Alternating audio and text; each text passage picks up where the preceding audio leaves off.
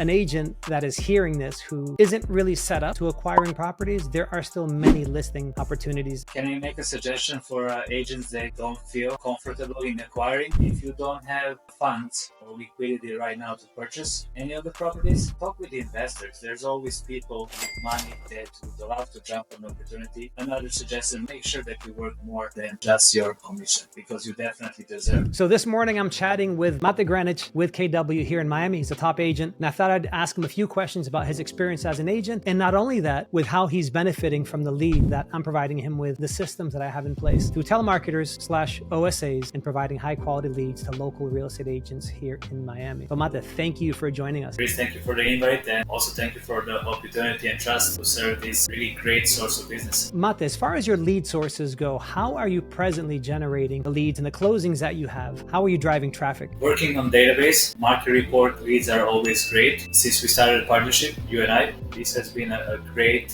value add, and we're getting quite a bit of business from the leads that you're providing us. Honestly, a lot of these sellers are ready to take action.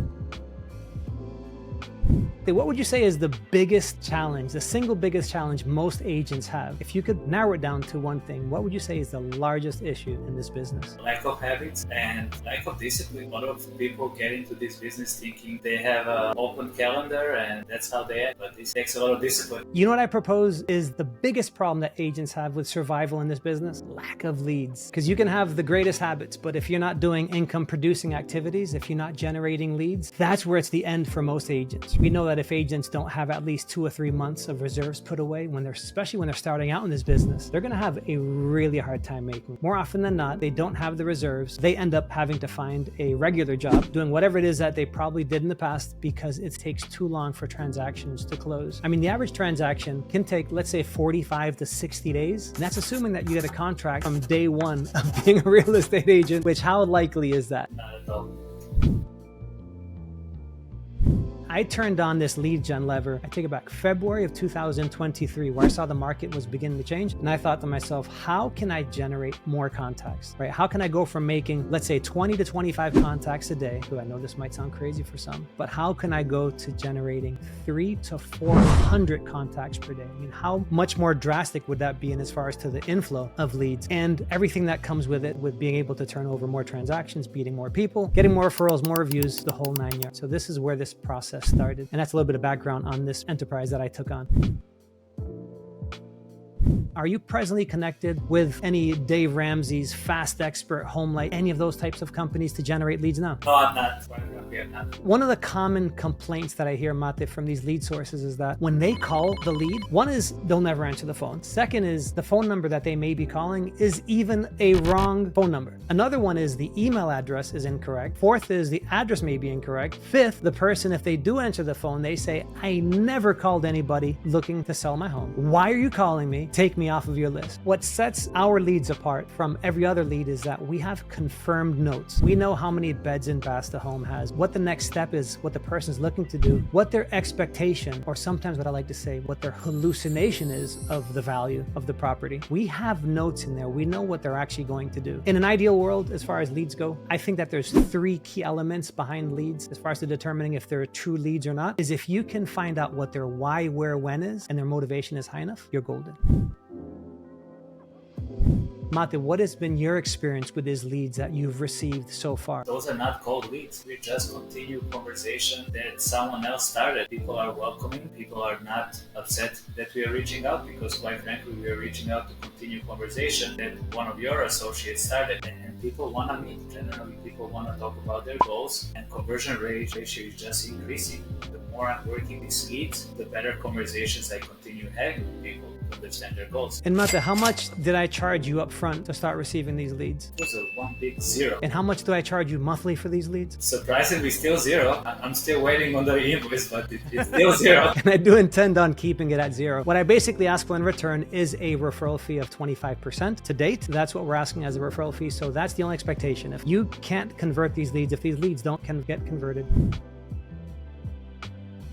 What's your goal behind converting these leads? Are you looking to acquire some of these listings? Are you just looking to act as an agent and take them like that? Quite frankly, it's not about me and my goal. It's about what this family is looking to do. For some people, it makes sense more to go on the open market. Fortunately, some people got in the position where they just want to accept cash offer and move on with their life. And me, it's really to provide more than one solution. And you bring up a very good point. It's whatever they're looking for. A lot of agents, they get into the business of just transacting as a real estate agent. And there's many opportunities, whether it's wholesaling, signing, there's so many things that you can do with a seller to best serve them, as opposed to just taking a listing. There's so many more avenues. Your intention, when you go into a listing appointment, would you actually purchase any of these properties? Absolutely, yes. Yes, if it makes sense for the seller and if the goals are aligning, I would absolutely buy some of these properties. When an agent is going to present, when they do a listing presentation, they just think about acting as a real estate agent. If the seller is looking for a certain amount of money and you know that the value of the property, let's say it's $600,000 and the seller wants 500, 520, they don't want to show it. They don't want an inspection period. They just want quick closing, very low grief. They just want out. You could list it at 600. The house may or may not be ready for the market. Or if you were to acquire it, wholesale it, you could stand to make $15,000, $20,000, $35,000 just to sign this contract to another person without even having to take professional photos, no showings, no nothing. So I think it's a hesitation on some agents' part is actually going into a listing appointment with not only a listing agreement, but also with a purchase contract.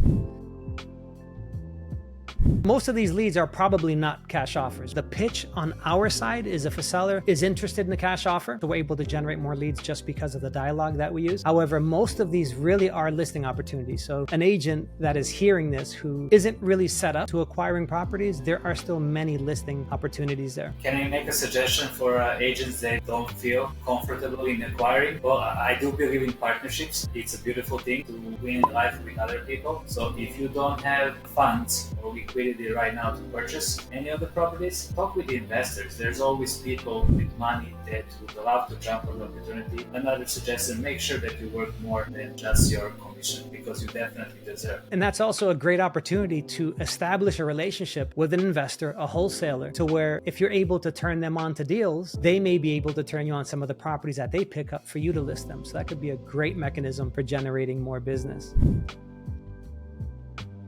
What have been your results in maybe the last month and a half or so that we've been working together? I have 2 acquisition contracts, 1 pending, in total 3 acquisitions, 1 listing agreement signed, 1 buyer signed, and I met 3 more sellers. One of them actually wants to sell 3 properties. Unfortunately, there's some health issues, there is a delay, yet in a month and a half, I really couldn't ask for more.